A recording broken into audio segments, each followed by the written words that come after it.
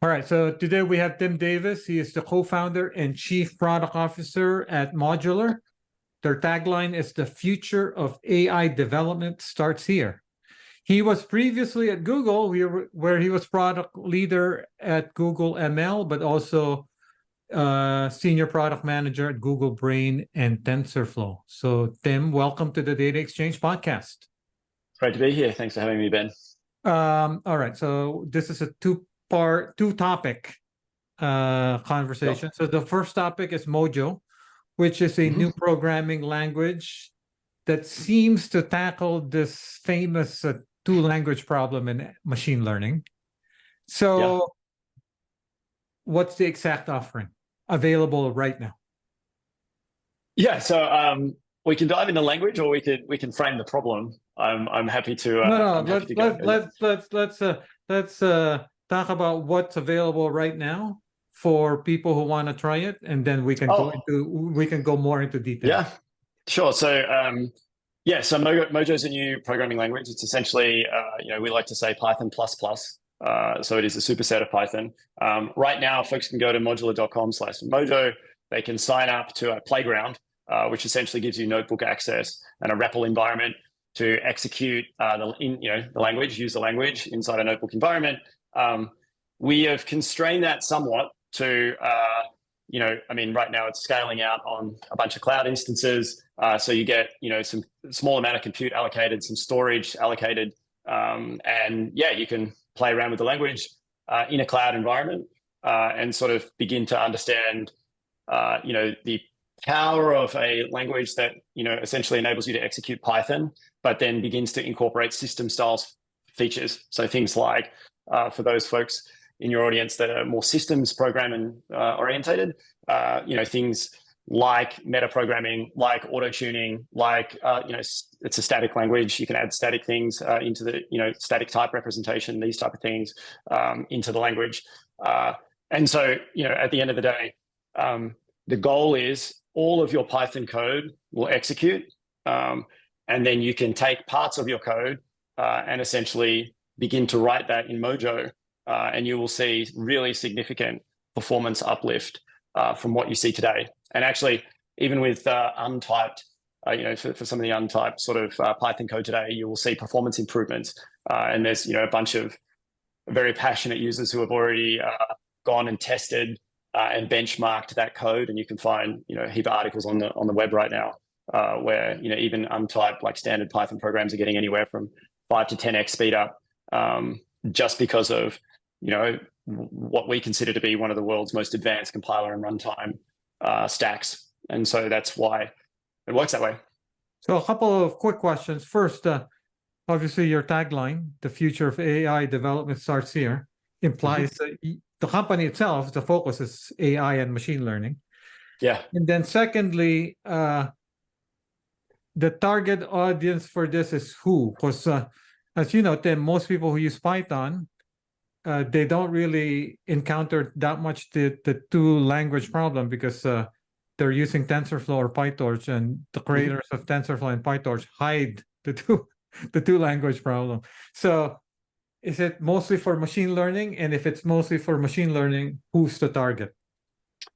Yeah, so I would say initially the target for us, I think it's important to step back and actually, determine, why did we build a programming language and why did we release it? Actually, the goal initially was we built it for ourselves.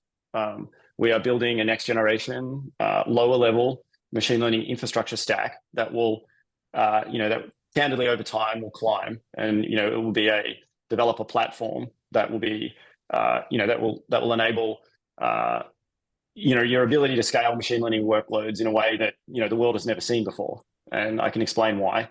To start, when you do that and you start building what essentially, TensorFlow and PyTorch are two frameworks. They start with a Python layer that interops heavily on top of C++, and then C++ for a significant percentage of the world then scales on top of CUDA, which is then what most end state users scale out to GPUs and ultimately on a non-CUDA side onto CPUs.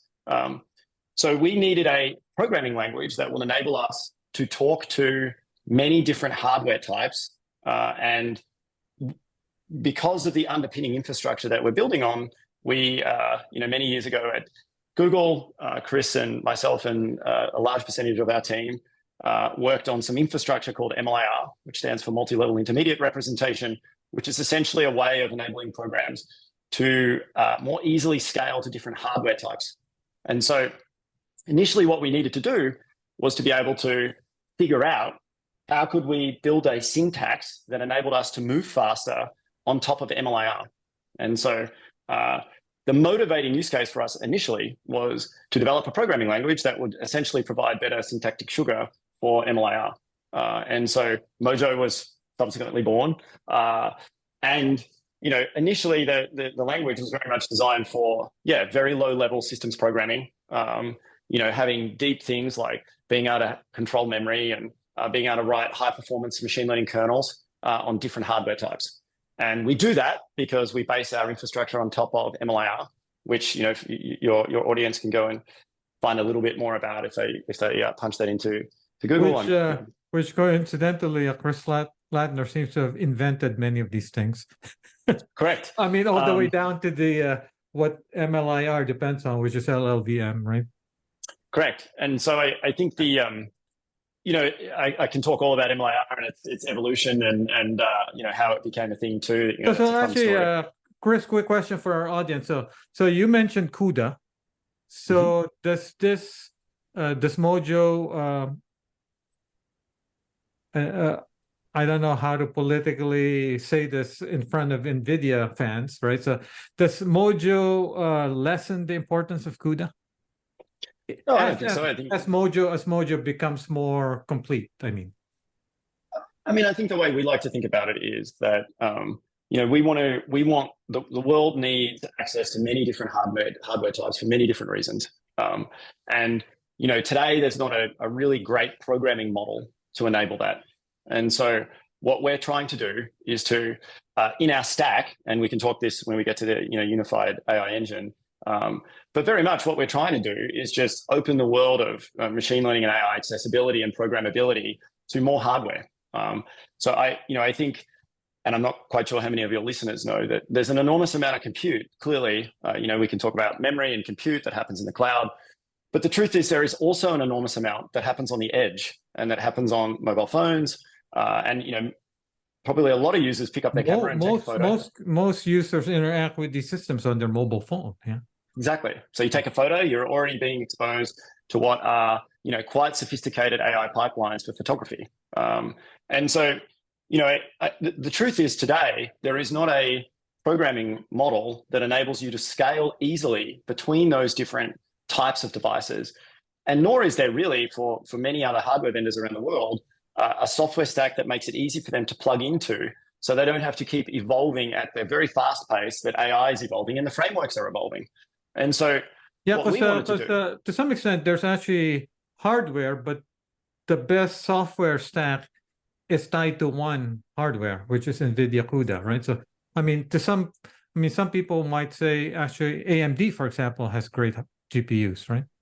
And they do. AMD have amazing GPUs. I think the challenge is, and when you look back to the core nature of the frameworks themselves, these frameworks fundamentally are frameworks that are produced by very large technology companies. And the optimizations that you see are, increasingly what those companies choose to prioritize as the performance on those individual frameworks. And so, you can look at TensorFlow and JAX, and you'll find, pretty good performance on TPUs, and that's because TPUs are a piece of hardware from Google. And equally, the more open source community and TensorFlow and JAX are great open source communities, but the open source community on the Meta side have prioritized GPUs, and so PyTorch works incredibly well on GPUs.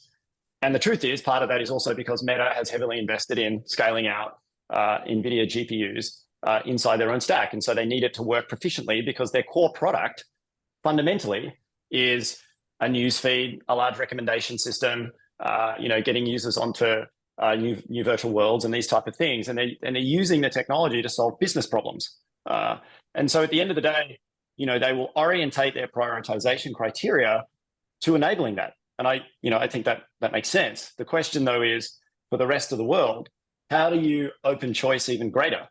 And so what we're trying to enable is to say, well, there isn't a lot of amazing hardware out there. And this programmability model that exists today is constrained because of the complexity at what is a very complex, deep part of the stack.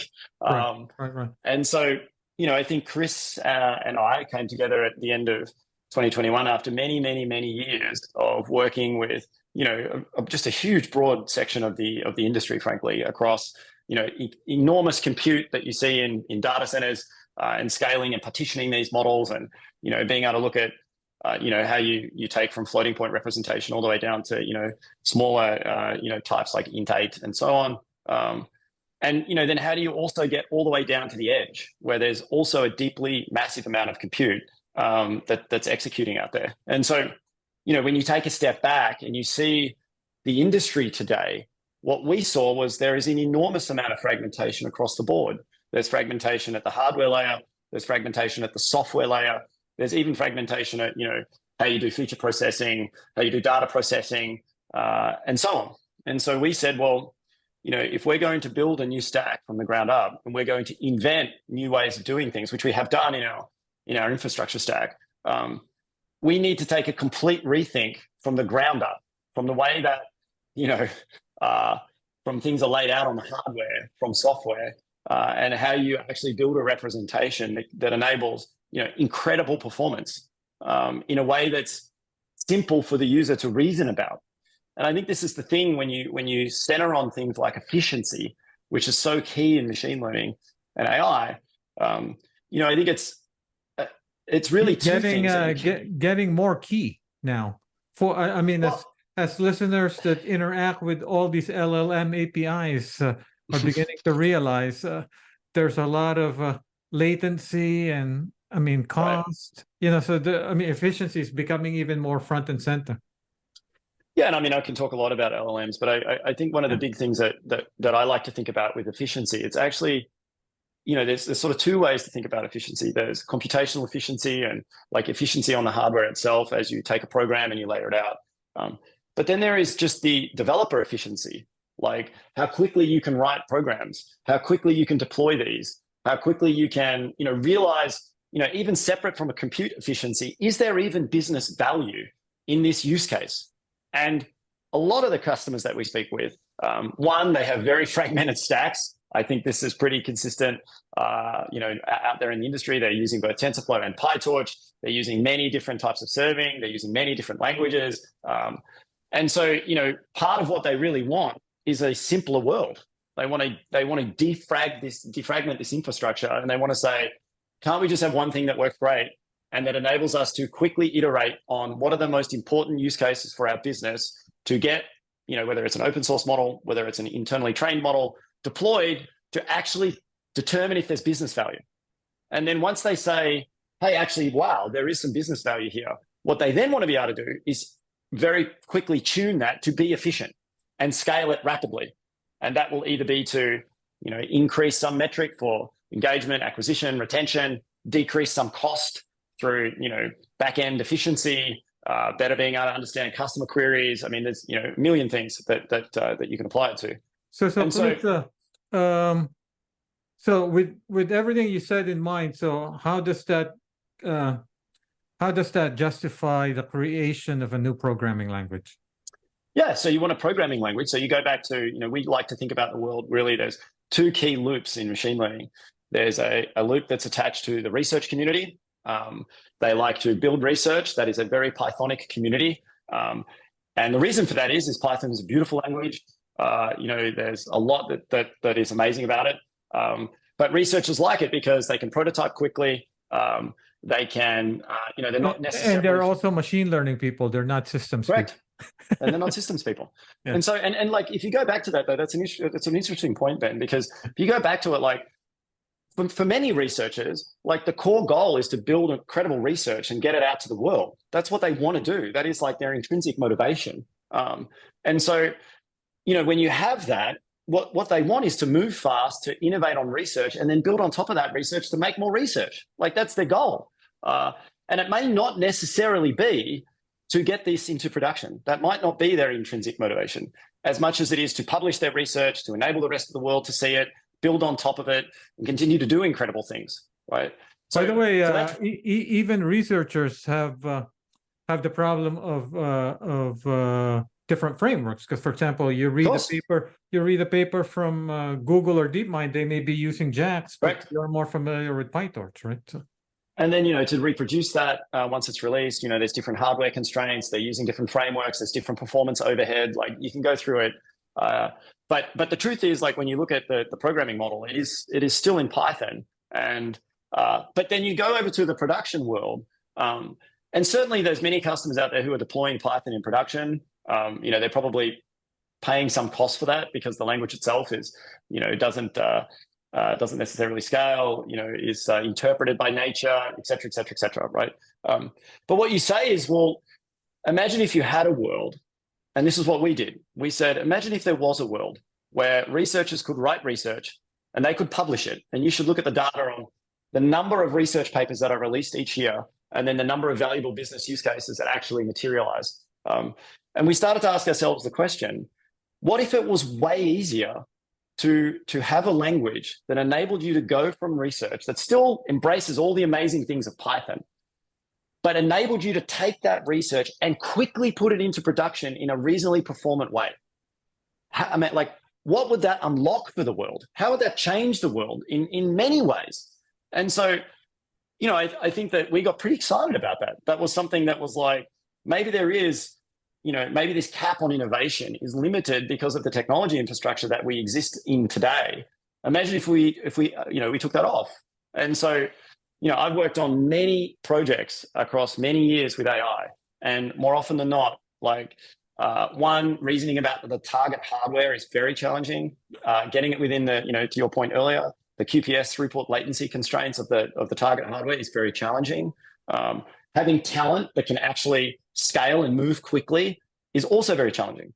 And so we were like, well, if efficiency more challenging than building the model. Correct. And so, like, when you go out and you just spend, and we have spent, like, Modular is not a company that although we've been around for 16, 17 months, we've been doing this Chris has been doing this for 20 years. I've been doing at least 10 in AI. You begin to deeply understand where the user problems are.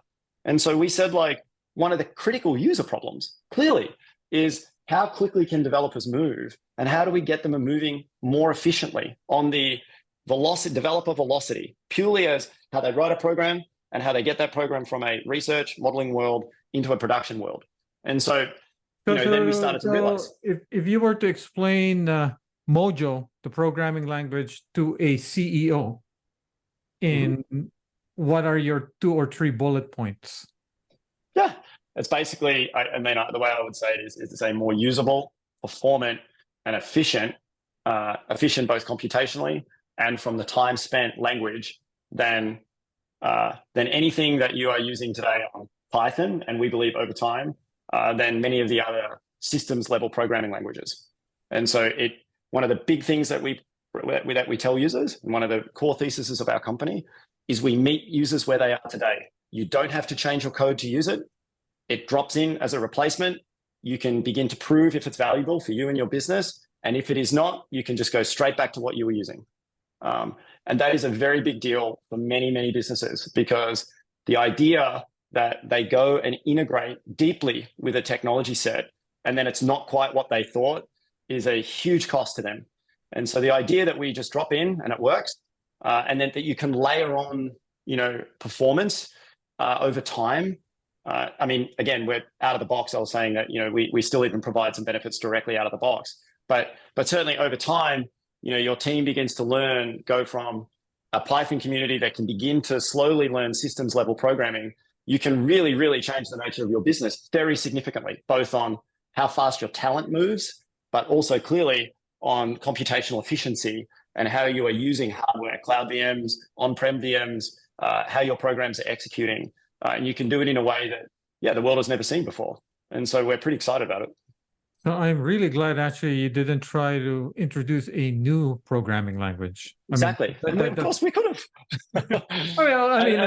I'm sure you guys could have done that because you've done it before in the past, right? So, but So, so I'll laugh with you a little bit there. I yeah. think that's how, Chris and I and our team, look, he is just such an incredible person, an engineer, and I'm way more on the product side. And so, you can get very excited about technology. You can do amazing things, but the broader notion of we don't need to reinvent everything, right? Like Python is already great, and I think many of the lessons actually, that we learned from the Swift for TensorFlow effort at Google, that was again clearly an adoption curve for many researchers. They said, look, I don't want to relearn a new language. I just want to use Python. And I get that this all seems great, and there's like all these systems level, lower level control that we can have, but it's not Python. So thanks. And so that's really why, over time, it struggled. And so, I think it's important just as people and as we scale as a team to learn a lot from all these experiences that we have had in the past. And so when we sat down this time, it was very much like, what if we just took Python and basically, enclosed it and said, wow, maybe we can really just improve what is already a beautiful language. And how would we do that? Right. And so again, it takes a very unique group of people that has the talent to be able to do that, candidly. But, we're early, but we're very excited that the path ahead is pretty clear for us. And so, as we said in our launch post, we already have, more than 80,000 people who've signed up to use it, even in a somewhat restricted environment, because of how excited they are. And I think a lot of people have gone off and independently validated that, the claims that we've made are legitimate, that this is not, just, I think that's also a core thesis of the company, that, look, we release things that we're proud of, that are a reflection of our team.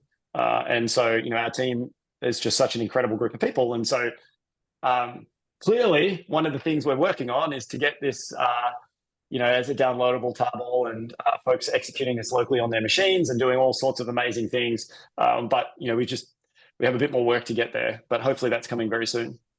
So then, if you fast forward like 2 years from now, let's say Mojo is much more complete.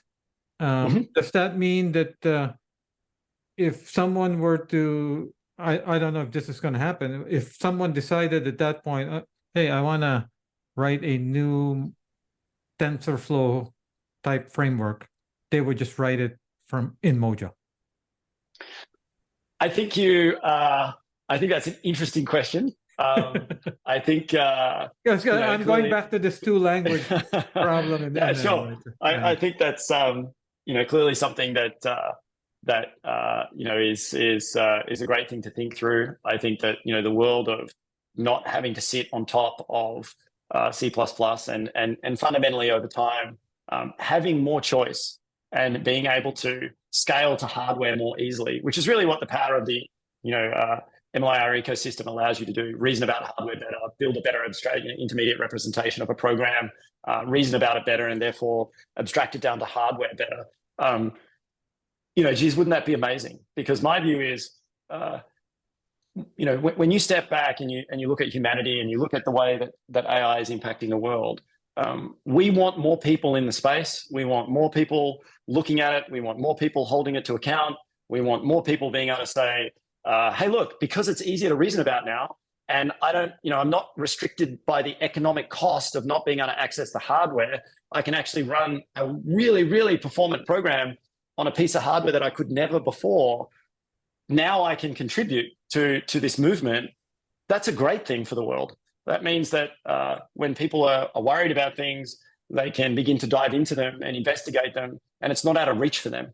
And I think that is a hugely motivating aspect for the company. It is a huge belief that we want AI to be accessible by anyone, anywhere, and we say that very clearly from the very beginning when we founded the organization. And to do that, you really need to rethink the whole stack. Yeah. I mean, so for example, surely 2 years from now, there will be some development. I don't know what it will be. I don't know. Transformers 2.0 or Right.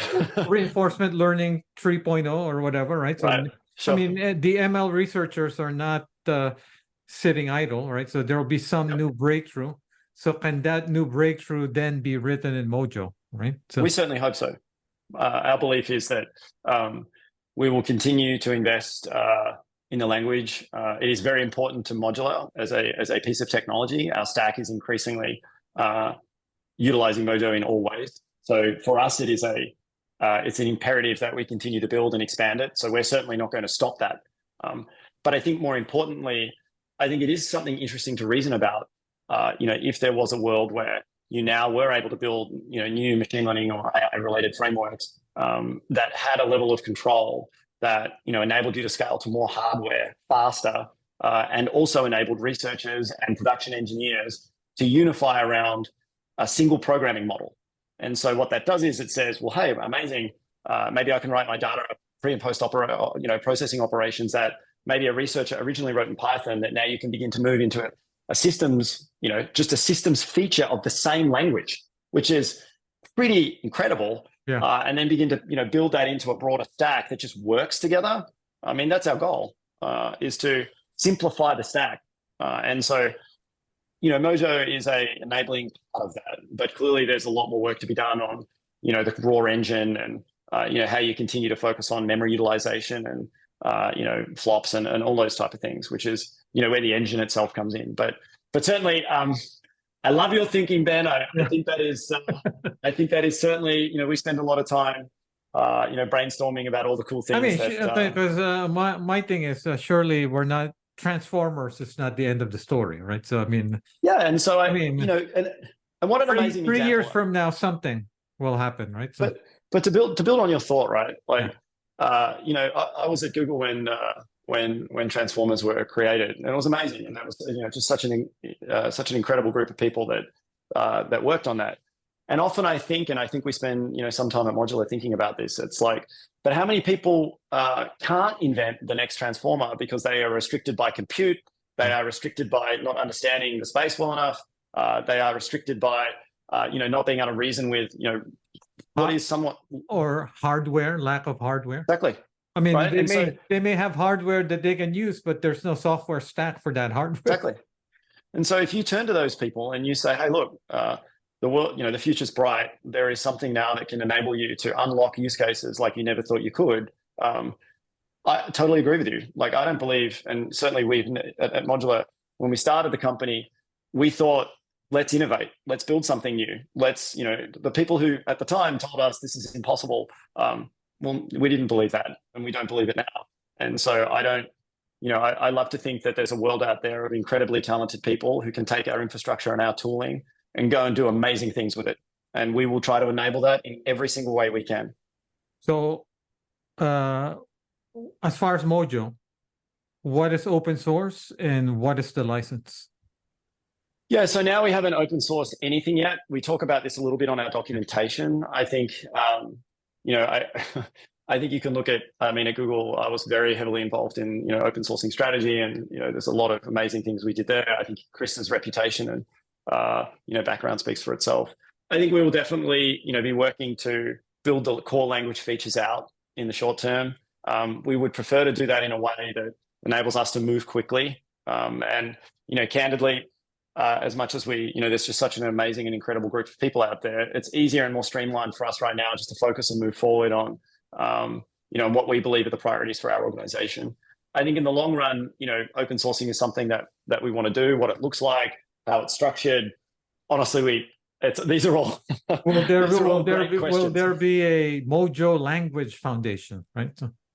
Yeah, it's a great question. We just have, there's so many amazing and smart advisors out there that, we would like to get more input from. I think we need to think really hard through what that would look like. But, our goal is certainly to get it in the hands of as many developers as we can, get as much feedback as we can and evolve the language as quickly as we can, so that, it at least meets the vision that we hope it has for the world. And so, yeah, we have a bunch of work. We don't even have classes yet. There's a whole bunch of stuff we need to do on lifetimes and ownership. And, there's a lot of stuff, core things in the language we need to build out.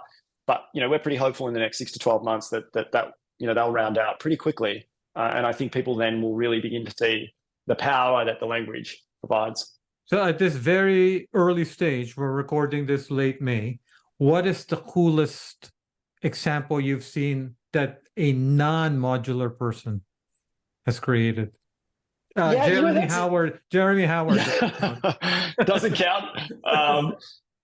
Yeah, I mean, honestly, I just lost track because there's so many YouTube videos and there's so many GitHub pieces of code. I think the thing that excites me the most is that people can go and quickly learn like some of the auto tuning features and some of the parallelization features, parameterization stuff that we have in the language, and just like very quickly deploy a little program and see how fast it is. And I think that nothing gives us more joy when someone comes in and just writes some play program. And right now, it's early, and so most folks are really doing that. But I think people's just their minds drift like yours have to like, wow, imagine a future where like I'm a Python programmer that has a little bit of systems experience, and I've just been able to write a program that's like 5,000 times faster by not actually doing all that much. That's pretty exciting. And so a lot of the core developers that have come and played with it so far, I think we're probably initially skeptical a little bit. Like, this has some pretty bold claims. Is it true? And I think what's excited us the most from the developer community is that the end state reception's actually been very positive. And so, well, I figure if Chris Latner says it's so, it must be so. That's right. And I mean, Chris, he puts his whole heart and soul, into making, amazing technology products. I think as a company, we put our whole heart and soul into delivering products for the world that, that don't fall into the trap that so many others do in the past. And, this is a very high bar to set, but what we're really trying to do here is deliver highly production ready developer infrastructure that works, that has, a full suite of integrated products over time. Everything from, broader VS Code extensions, developer tooling, performance tooling. I mean, all of it, right? And we've got a long way to go. We're very early in the journey, but when we do things. Chris, wearing your product hat, so what's the thinking of releasing it now in this kind of restricted Jupyter or notebook environment, and then the language is not fully baked? I'm sure you Google product people have all sorts of reasons why. I mean, learn from the users and so on and so forth, right? So, but what was your thinking in terms of why release it now? Well, if you watch the start of the keynote, we laugh about this quite a bit because I think Chris's view of the world was, let's not release it. My view of the world was, it's always better to release something to get a bunch of feedback. Yes, we're not ready for a local execution environment right now, but geez, it would be amazing just to get a community fired up, start speaking with real users, understand the areas that they're excited about, get a lot of feedback, and even just as an organization, we're really pushing our team forward to deeply engaging with the community very early, making sure that we can scale and listen, and all the concerns and opportunities that come through. That's been incredible. Frankly, it's just been like, it wasn't. I think it was the right decision in the end to release it, even though it's a slightly more restricted form. It's enabled us to do and receive a heap of feedback from developers, and so I think that's there's no regrets in doing it that way. And certainly, look, I think the other thing I'll just say on this, Ben, before we can move to another topic, but at the end of the day, people should understand we are early, and we totally hear the feedback on, I'm not going to use it until it's a downloadable, executable, and we're like, we get it, like 100%, we understand, and know that it's coming. We're working hard on. Our team is working incredibly hard on enabling that. So, now it's just about starting early, getting some feedback, and over time, we'll absolutely meet the needs of early customers, and they've early developers have told us that anyway, about honestly thousands of times at this point. So we hear the feedback, and it'll be coming very soon. Speaking of which, most startups are happy to announce one thing. Mm-hmm. You folks came out of the gate, announced Mojo, and then this inference engine. So tell our listeners about this inference engine. What is it? Yeah, so that we built a unified AI inference engine. Our claim initially it's started on CPU bound execution. GPUs are coming soon. So, You know, Chris, quick question about terminology. So, inference engine versus model server. yeah. So so the way you think about that in a machine learning system, you have something like TensorFlow serving, PyTorch serve, NVIDIA Triton. That tends to be the thing that batched requests or requests come in through a gRPC or a REST. They hit NVIDIA Triton, which is then powered by the backend that's actually doing the layout and the computation. That backend is the unified AI engine from Modular, plugs directly into something like NVIDIA Triton, which handles the upper layer sort of inbound requests and dynamic batching and the type of things that you would expect from a typical pipeline. And then it serves that back out it sends that request back out to a user. So today, when we talk about a unified AI engine, we're very much talking about, fundamentally what is a compiler and a runtime that can plug into existing, broader serving systems, which, like I said, can fit inside open container infrastructure or, essentially a Kubernetes pod that you can deploy. And we just fit in with, it's literally a drop-in replacement. So it's very easy to integrate. If you're already using any of those systems, you can just plug in our backend. And, basically what you'll receive is strictly performance improvements on the engine by orders of magnitude in many cases. And so, we have many early design customers. So is there a difference in so Mojo is quite restricted. So the inference engine, you already have design partners. So the inference engine in some ways is a lot more further along and mature. Is that correct? Yes, very much so. Right now, we're more focusing the inference engine on enterprise customers who tend to have much larger workloads. And right now, given how our stack operates, are a little bit more sophisticated AI customers. So they have very large recommendation-based workloads. This is both streaming and batch? Right now, it's more batch and sort of direct inference requests. But over time, I mean, of course, we will support that. That's something that we'll absolutely do. Funny enough, I think most of the inference engines out there support some sort of streaming, but they can't do batch for some reason. So I mean, I think batch is harder to scale, right? Correct. Over time, at least one of the great features in NVIDIA Triton is dynamic batching, and that's made it particularly popular as a serving framework. But yeah, I mean, interestingly though, right now when you look at many customers are running on CPUs. There's enormous demand there generally because of efficiency, and they know that it's a fairly predictable model when they scale out CPUs. Obviously, there's huge demand for GPUs in the market, and I think you tend to see essentially very large, computationally heavy. So I don't know, GPT-3 style 175 billion parameter, which is something like 700 gigabytes of memory at float 32. Clearly in those instances, you need to scale across very big clusters of GPUs, but turns out there's many models that are still very effective and efficient on CPUs. Yeah, computer vision, right? Absolutely, yeah, computer vision. There's even plenty of natural language stuff that can execute very well there. And so those customers, what they're looking for is a more predictable model that is unified in nature, that enables them to say, well, today we have both TensorFlow and PyTorch systems.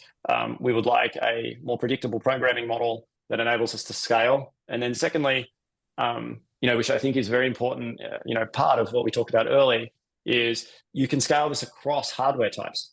So you are not bound to, for example, just Intel boxes. You can scale over to AMD boxes. You can scale even over to Graviton ARM-based boxes, and just get incredible performance lift using our stack. And it's a drop-in replacement. It is very easy to integrate it. And again, we from the very outset, we took the approach of meeting customers where they are. It is really seamless to integrate with as a piece of infrastructure. And so what's important is, again, when we go and talk to customers, it's like, hey, look, you can drop this in, it will work. And if you're not happy with it, which today no one is not happy with it, candidly, but we're early, so we've still got a long way to go. But they can always go back to what they were using. So the inference engine is a product. It's whereas the programming language is a technology. Technology and aspirationally will become open source, but so the inference engine will always not be open source. Yeah, I believe so. That our current thinking on it is that that will be an enterprise style delivery product. I mean, we would obviously want it in the future to be able to scale out to the broader development community. I think our goal there, given how fast it is and how efficient it is, and it will only get faster. To be clear, like the numbers we've released so far are like our starting numbers. You should appreciate that. Our team is working incredibly hard on making things even more performant than what they are today. You probably have the world's best optimizers. Well, that's true, right? Like a lot of it comes back to, very candidly, our team has built most of the AI infrastructure on the planet. Everything from, both TensorFlow and PyTorch, TensorFlow Lite, TensorFlow JavaScript, all the way down to, clearly things like XLA, MLIR. Like these are all the underpinning pieces of infrastructure that actually do things like outlaying, programs on memory, tiling, loop unrolling, all the optimizations that you get through a compiler. We have some of the best people in the world on our team doing that. And so, many customers that we speak to trust our team. We have done this for billions of users. We are not new to this. And so, when we release performance numbers, one thing I'll certainly say to your audience is, many of our team were involved in ML perf for years. We understand benchmarking. We understand the scrutiny behind the numbers. We have lived that in many ways across many axes at many companies. And so, we have done rigorous testing, both at a very low level kernel, sort of content layer, all the way through to end to end. And so, we stand by the numbers that we released. They are unparalleled. They are state of the art.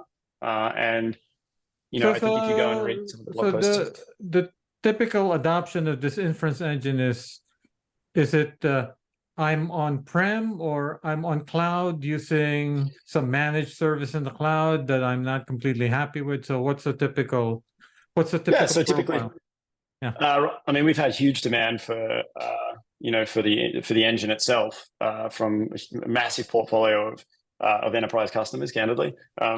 I think, many customers out in the world use Kubernetes for their deployments. I don't think that's anything new. And so, what they want to be able to do is to put it into existing pipelines and see what the performance lift is already. Because the moment that you get way better efficiency on an existing instance type, what is the first thing you do? You make the model bigger, which increases memory, and then you get better accuracy for free. And so, what we see with many of our customers is they're beginning to do that, and they're beginning to realize, that they get more bang for their buck out of our infrastructure because it's more performant, enables them to play with use cases like that. And then separately, just like you saw with the evolution of cloud over time, to the world of sort of multi-cloud from individual clouds, I think people want to see the same on hardware optionality. They want to be able to write programs that enable some degree of hardware portability and really, maximize the utilization for the program that they're choosing to deploy. And so part of what our inference engine enables, clearly with Mojo, and it'll only get better over time, but is the ability to then, program in Mojo and deploy what fundamentally are machine learning graphs, and then, optimize not just the raw computation in the inference server itself, but the broader pipeline. So how do you look at things like, data pre-processing, data post-processing, things like, feature retrieval, all of those things, obviously we are looking at very closely, because from scaling so many of these pipelines over so many years, the bottlenecks, to sort of go back to Amdahl's law, end up being once you get, insanely high performance on and raw flop counts on the individual hardware. Once you really hammer the memory and you start going from single node to multi-node distributions, a lot of the unoptimized areas actually exist outside of that, like retrieving data and actually loading it into memory and then copying it over to the accelerator. And so, our goal isn't just to focus on the raw model execution. It's to look at the holistic pipeline. And we dealt with this massively, both on device. When you look at on device related pipelines, a lot of it comes down to pre and post processing, particularly for images. You sort of have to take your image, you have to shape it, resize it, inject it in the model, and do stuff once it comes out. And so, yeah, we're taking a holistic view to that. And so I think, it's right to say again that the unified AI engine now is focused on inference. Clearly, over time, we will add training and many other things to it. And it will become, a fairly incredible piece of technology. And separately, although it's very enterprise focused, I think we'd love to see a world where we can figure out a model that enables the research community, individual developers to just utilize this in a way that, really costs them nothing, but enables them to innovate on amazing research. And, as we continue to build the product out, as we continue to expand the feature set, I think our goal is to help enterprises realize more value. And that will be a platform that we'll deploy over time. And clearly we, deeply understand the end-to-end pipeline, having built enormous number of AI workloads over time. So there were some of these concepts that you're describing, the TensorFlow team was trying to do, right? So exactly in the context of TensorFlow, right? Which you obviously And honestly, it's just our team is such an incredible group of people, and we things like TFX, which was TensorFlow Extended, which was a whole production pipeline, which ultimately helped create Vertex AI, which is now GCP's primary cloud-based GCP cloud-based offering. I mean, many of us have been involved in that from very early days as the evolution of infrastructure at Google shifted, and so. So we understand this deeply, and our belief from the very outset was, at the upper layer of the stack, there's, you're sort of operating in a world that is constrained to what the prioritization criteria of the frameworks is, and you have to build on top of what they choose to prioritize over time. We chose to take the view that we would like to be able to rebuild and re-innovate on this lower part of the stack and enable a prioritization criteria that is important for the world, which is different to that of, candidly, of many of these existing frameworks. And so now our goal very much is to build up from that, and you will see us. And we don't have anything to announce today, but obviously we've announced a fair bit already. But what you will see over time is us continue to build higher level components in our stack that enabled unparalleled performance and efficiency for AI workloads globally, both on the server and on device.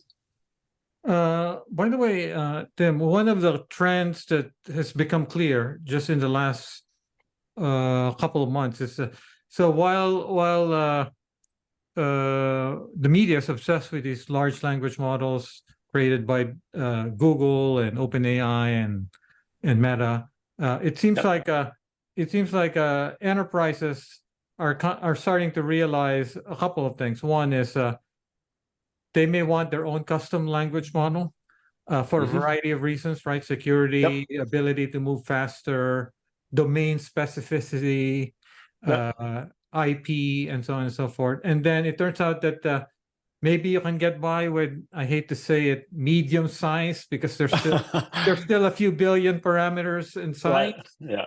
Yeah. But then maybe it's a hybrid model where you have retrieval augmentation, right? So with a vector database or a knowledge graph or whatever. Sure. So it seems like there will be a lot of companies who will be able to fine tune some open source model, but it'll still be big relative to most machine learning models. So efficiency and all the things that you're describing, right? So even inference efficiency or productivity in terms of being able to tweak models or take an existing model and kind of tweak it for your own environment. A lot of these tools that you're talking about will play into this world of custom foundation models.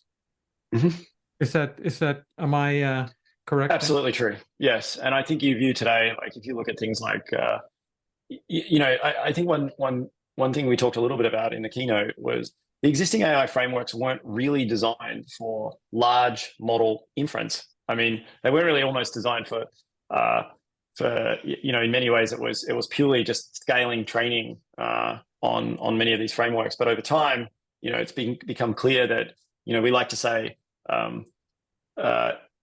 many of these many of the large models scale to the size of the research team, but for inference you scale to the size of your user base, which is a very interesting observation. And I think you're touching on the subject of, is there one model to rule them all, or is there many models? And I think when you look at the history of the open source community today, for example, we went from I think GPT-3 to GPT-J in 14 months, something maybe less. And you've only seen that accelerate. Like I think even today, and there's evidence, like I said, you can get by with models in the 5 to 20 billion range, fine-tuned on your data. And but with that said, the inference for those models is still challenging, right? I think there's a few things that that the world also doesn't quite yet appreciate. One is majority of the models we talk about today are stateless. They're not stateful. Obviously, the more stateful they become, which is essentially retaining more context in the model itself, you are going to drive up things like data retrieval, memory requirements, because just the total amount of state over time needs to be loaded so that the model essentially understands the user. And also separately over time, what you'll begin to see is personalization of these models. So you'll have a core sort of bottom part probably of the overall model topology that's frozen. And then you'll have many fine-tuned heads that will reflect individual user types based on whatever it is that the. By the way, I'm nodding because as you're talking, I'm going, yeah, this is all great. This is all doable in the context of one user. But imagine exactly. You're a company with millions of users, right? Yeah, and then imagine just to take that up one more notch. Imagine then that not only do you have these models that are fine-tuned and personalized on individual users, but then you want to distribute that to a local on-device ecosystem where it's running locally on their phone, offline, and then offline, right? Yeah. Which, I mean, I know candidly, having worked on some very large AI infrastructure, like sometimes the world, particularly in the United States and Western countries, forgets that the vast majority of users on the planet don't have 1 gigabyte connections, don't have 5G. They actually have highly constrained network latency and pretty old hardware. It's more commodity or to be frank, won't have the money even to pay for API calls, even if they're fractions of cents, right? So, that's right. Yeah. And so, I think that there is real significant complexity in the modern AI infrastructure stack. It is absolutely not built to be able to scale out in this way. And so, there's some admirable efforts like Faster Transformer, which is, an NVIDIA specific or Tim, what about all the lessons learned in computer vision around compression, quantization, distillation? Exactly. Right. So, but what's interesting about that, Ben, right? Like you look at those techniques. I mean, today, my understanding, last time I checked, like TensorFlow doesn't even support the core TensorFlow product. I think only announced at this year's I/O that they're adding quantization support into the core runtime, right? So like here we are in 2023, and one of the major frameworks doesn't even support quantization on its core runtime natively. It does on TF Lite. I know that because I was there and I helped co-found it and create quantization infrastructure for TF Lite. But like, if you're a user out there today and you're like, well, I just want quantization to work inside for my model on TensorFlow, you can't do it on TensorFlow Core today. You need to convert it over to TensorFlow Lite to actually make it effective. Then if you're an enterprise and you go over to PyTorch, again, like you go and look at the quantization tooling, it's wrapped in like this is a beta product. It's all use at your own risk. And so, again, like these folks are doing great jobs. I'm not criticizing in that regard. I'm just saying that like as the industry is moving so fast, we're almost still not keeping up to the pace of some of these computation. Things like different type representation and how you put these techniques in the frameworks to make them more scalable. So then you get, efforts like Onyx, people go over to Onyx because they can't. And then again, the moment you go there, now you're on a converter. You need to convert into the Onyx format. And then they have an operator set that, is a different. And so, it is actually quite complex to get. Complex, yeah. And then there's all sorts of other open source initiatives. I don't know, like OpenAI Triton and all these things that are kind of not all the way there, and not moving fast enough, and for correct. And so like our fundamental belief at the end of the day, particularly on the large model side, is I mean, not to sound too controversial, but my own personal belief with a lot of the large model stuff is I tend to believe that there'll be more of a mixture of expert style model that will end up being more how the world evolves on that side, in the sense that you have a more general model that disperses out to experts who are able to classify or answer your query, whether that's medicine. And it seems natural because when you look at how humans operate, how we operate, I don't want to do my tax, candidly, but I love the person that does my tax, and so I send it to them. I don't know much about medicine, so I go and see specialists who are amazing at that when I need to. And that style of representation is I think is also an interesting thing to think through. Right now our definition of intelligence is very much like there'll be this one great model that knows everything in the world, and that's going to represent the future of AGI. I would love us to to really think through that a little bit more. I mean, honestly, even if that's the case, most companies still need something really, really tuned to their data. They do. They do. And so, then you begin to get individual enterprises. I think it's fair to say that many enterprises out there fear that their data, and frankly, even for regulatory reasons, they can't send their data. Yeah. Like many folks in the finance and health industry just cannot do it.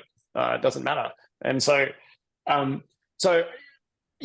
think there is a lot of infrastructure that needs to be built to enable some of these use cases. I think the thing that we like to focus on the most is how we create simple but very, very powerful levels of abstraction for our users and our developers and customers. And we prioritize things very clearly that they need. I mean, we get a lot of requests, and part of the technique, and I'm sure just more generally with startups, is saying no. Like, we understand that would be a cool feature, but a cool feature is not delivering value for our, either our enterprise customers or our broader community at this stage. And so it's not ever really necessarily a flat out no. It's more of a, what is the right time to think about that? What is the right time to think about which users it's going to motivate, which customers it's going to motivate, which different cohorts it's going to motivate, and why we would invest. What is fundamentally, we are still a relatively small company. We're only, 60, 65 people. And we just can't do everything. We've got to focus on, delivering value and continuing to grow our products where it makes sense. So in closing, how many countries are users represented as far as Mojo? Yeah, that's an exciting statistic, actually. We are in, I believe last time I checked, more than 230 countries today already. And what are we? What are the top three? What are the top three? It would certainly be the United States. We have very, very interested folks in Europe. Candidly, I mean, there's a range of countries there, but collectively, and then obviously India and China are very excited about the broader sort of technology that we've released. But again, right now, that it is controlled within a playground, and so the inference engine itself, we're sort of doing that on a relationship base with individual customers, and we sort of have a much more I guess white glove approach to making sure that we're meeting their needs, that we hear their feedback, that we can prioritize their features and those type of things. And over time, obviously, there's an economic model attached to that. We started this company very, very clearly with a business model in mind, right? Like we didn't start this as let's throw out some software and see what happens. We've planned, quite thoughtfully what our commercial model will be, and we'll talk about that more when we're ready. But right now, it's just about making sure that we're delivering value, and then we need to establish where is that pricing value. And pricing works traditionally in four ways: what it costs us, what customers pay, what customers think it's worth, and then what it's actually worth. And so, we're somewhere on that spectrum clearly. And we just, we've got a lot of work to do to understand that. But that's, that's something that we're doing. And with that, thank you. Thank you.